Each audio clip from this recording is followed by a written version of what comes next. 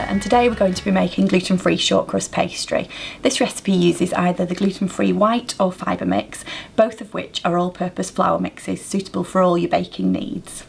My basic pastry recipe uses 200 grams of the mix, which is less than half a packet, so I'll still have enough left to perhaps make a batch of muffins and some pancakes or a pizza base, so one box of mix really does go quite a long way.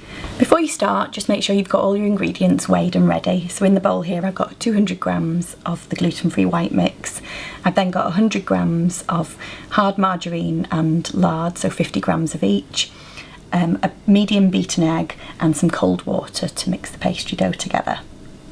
So start by adding your cold hard fats to the mix. It's really important with the pastry to keep your fats as cold and as hard as possible, so leave them in the fridge until you're just about to use them and then just cut them into small cubes ready to rub those fats in. I'm then going to start to rub them in just using your fingertips. And what we want to achieve is a coarse breadcrumb. It's not as important as with traditional pastry to get to the fine breadcrumb stage. So just a coarse breadcrumb is perfect. So just lightly rub them in with your fingertips and keep the mixture moving around the bowl rather than picking the same piece of fat up and rubbing that in again. We tend to use a combination of hard margarine and lard, the hard margarine for flavour and the lard for shortness. If you prefer to use all hard margarine, that is absolutely fine.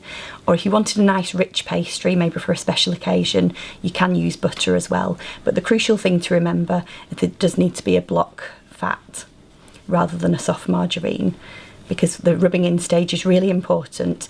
And if you were to use a fat that was soft or a spreadable margarine, as soon as you start to rub it in, your mixture will start to form a dough and you won't then be able to get sufficient liquid into the dough. And that's really important for the end result of your pastry.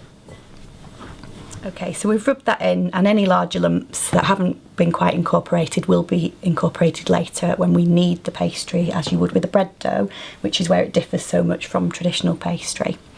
The next ingredient I'm going to add is a medium egg. By adding the egg, you're adding some structure into the pastry, and where there's no gluten present to provide that structure, the egg will help to bind and provide that structure.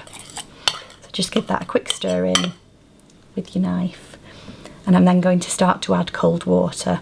Again, as with your fats, make sure your water's nice and cold, and I always add it a tablespoon at a time.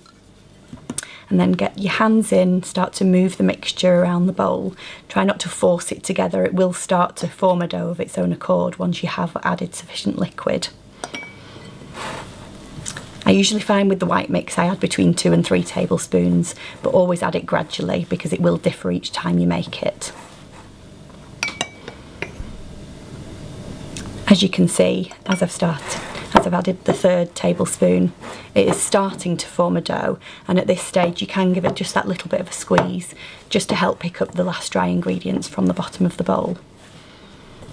And I'll just add a drop more just to make sure we do that.